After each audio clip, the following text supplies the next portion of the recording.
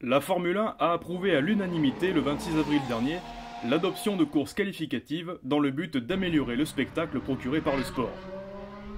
Ce projet était dans les tuyaux depuis plusieurs mois pour donner un nouvel aspect au Grand Prix. L'idée d'un week-end sur 2 jours a été quant à elle abandonnée. Un changement qui vient rompre avec une tradition inchangée depuis la naissance du championnat du monde en 1950, où la grille de départ s'établissait par l'exercice de la performance pure. On vous explique cette nouvelle organisation sur Motors Insight. La Formule 1 ne renoncera pas de sitôt au tour chronométré. Vendredi, la première séance d'essais libres se tiendra comme d'ordinaire en matinée. Elle conservera une durée d'1 heure, donnant assez peu de temps aux équipes pour dérouler l'entièreté de leur programme, comme on peut le constater cette saison.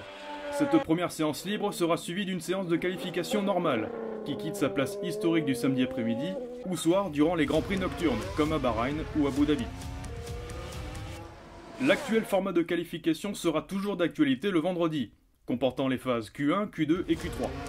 Cette séance, désormais apposée au vendredi, déterminera l'ordre de départ de la fameuse course qualificative. Le plus gros changement intervient le samedi. La séance d'essais libres 3 disparaît du week-end pour laisser sa place à une deuxième et dernière séance libre. La course qualificative fait alors son apparition l'après-midi. C'est par cette course, et non plus par l'exercice du tour chronométré, que la grille de départ du dimanche sera établie. Cette course qualif se déroulera sur 100 km, soit un tiers de la distance de la véritable course. La victoire lors de cette épreuve ne comptera pas comme celle d'un Grand Prix, mais uniquement pour l'attribution de la pole position. En revanche, et pour la première fois dans l'histoire de la Formule 1, l'auteur de la pole marquera des points. En vérité, ce sont les 3 premiers qui en obtiendront. Le barème de cette course qualificative s'établit ainsi. 3 points pour la pole, 2 pour la deuxième place et 1 pour la troisième.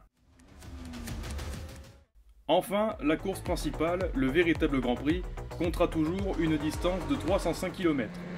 Certains observateurs craignaient que la course dominicale perdrait en importance avec cette nouvelle séance, mais la direction de la F1 a fait en sorte que le dimanche demeure l'événement incontournable du week-end.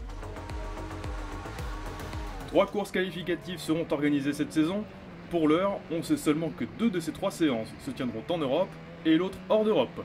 On parle de Silverstone le 18 juillet, Monza le 12 septembre et peut-être Interlagos le 7 novembre, sous réserve de l'évolution de la pandémie de coronavirus. Le circuit de Monza a été plusieurs fois sujet à polémique durant les séances de qualification.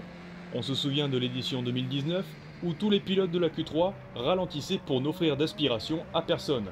Au final, aucun d'entre eux n'a réussi à boucler de deuxième tour avant la fin des 10 minutes réglementaires.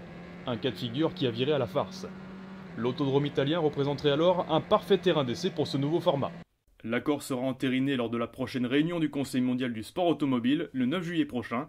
Si les courses qualif apportent satisfaction lors de ces tests grandeur nature, elles pourraient être définitivement adoptées à compter de l'année prochaine.